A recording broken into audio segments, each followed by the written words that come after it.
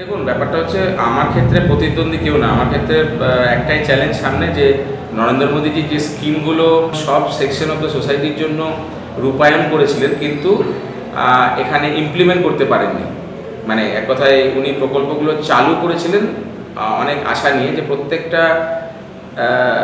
Section of the society, প্রত্যেকটা ধর্মের মানুষের কাছে পৌঁছে যাবে মোদীজির স্কিম। কিন্তু সেগুলো আনফর্চুনেটলি তৃণমূল সরকার কোনোটাই গ্রাউন্ডে ইমপ্লিমেন্ট হতে দেয়নি। সেই পরিকল্পনাগুলো কার্যকর হতেই দেননি, বা যেগুলো যেগুলো কার্যকর হয়েছে সেখানে তৃণমূল সরকার নিজের নাম দিয়ে চালিয়েছে যেন একটা রাজ্য সরকারের স্কিম, কিন্তু টাকাটা কিন্তু সেন্ট্রালের। মানে তৃণমূলের একটা ভয় ছিল যে মোদিজির করা স্কিমগুলো যদি মোদিজির নামেই গ্রামেগঞ্জে চলে, সেক্ষেত্রে তৃণমূলের যে পপুলারিটি সেটা কমে যাবে।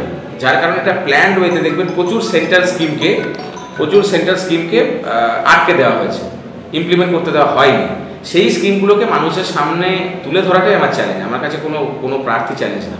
মানুষ ঠিকঠাকভাবে ভোট দিতে পারবে, এটা আপনাকে গ্যারেন্টি দিচ্ছি। কারণ আমি আগেও বলেছি যে যাদবপুরের ভোটটা লাস্ট ফেজে, এবং সেন্ট্রাল ফোর্সকে এই যে যাদবপুরে যে সেন্সিটিভ এরিয়াগুলো যেখানে ক্রমাগত অত্যাচার হয়ে যাচ্ছে বিজেপি কর্মীদের ওপরে, সেটা আমি অবগত করব, এবং বহু কমপ্লেনও গেছে। এবং প্রত্যেকটা জায়গায় সেন্ট্রাল বাহিনীর রুট মার্চ হবে, যাতে এলাকাবাসী, স্থানীয় বাসিন্দারা আশ্বস্ত হতে পারে যে শান্তিতে তারা ভোট দিতে পারবে, এবং সেটা সেন্ট্রাল ফোর্স দাঁড়িয়ে থেকে ভোট করাবে।